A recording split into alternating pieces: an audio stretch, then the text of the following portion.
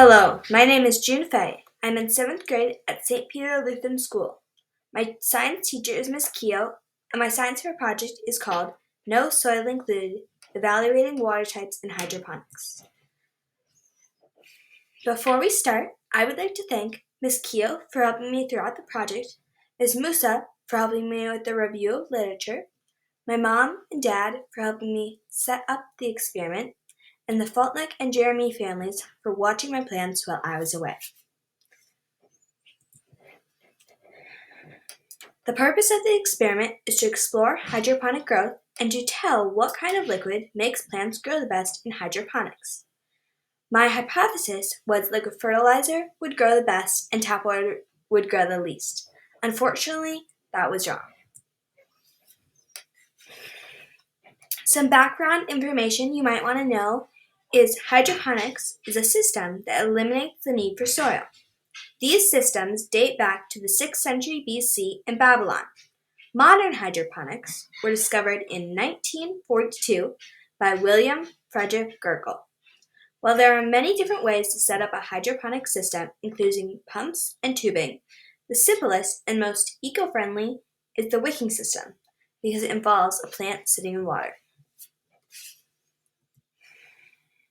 As you can see, the materials I used are simple and inexpensive.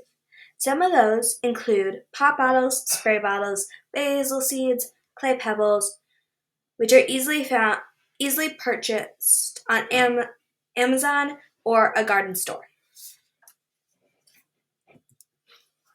I created my hydroponic system using 3 2-liter plastic bottles. I measured 8 inches from the base and cut off the tops of each bottle.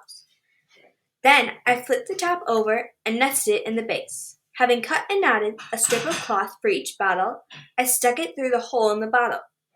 Next, I filled the top with clay pebbles and planted 8 to 10 seeds in each container.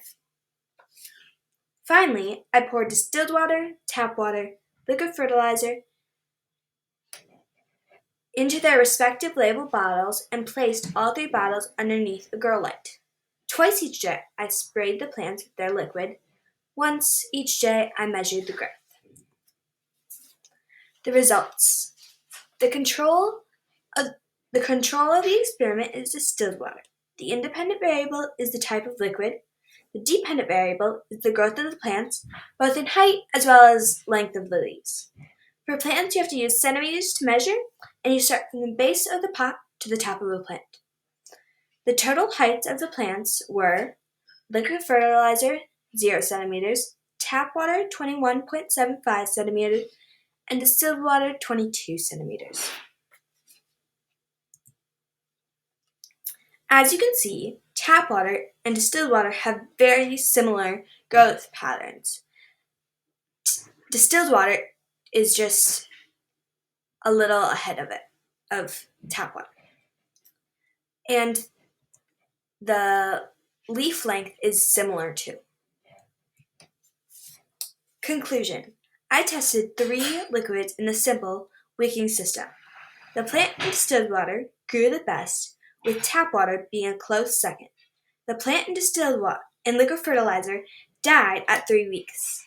I think this attributed to human error because liquid fertilizer is meant to be applied to the roots, not the leaves. And because I was spraying it, it got on the leaves and killed the plant. The results may have also varied if I had a longer period of time to conduct the experiment. All in all, I was amazed about how cheap a hydroponic system can be, but I was surprised about how much work it takes to cultivate. If I did this experiment again, I would change liquid fertilizer to salt water because liquid fertilizer is not meant for the wicking system. In my research of the ROL, I read a lot about how hydroponics can be used in food deserts. Food deserts are places like urban areas where there is not a lot of agriculture. Hydroponics can really help those places grow fresh food out of the house, just a little plant sitting on the countertop. That's why I think researching hydroponics is a worthwhile investment. Thank you for listening.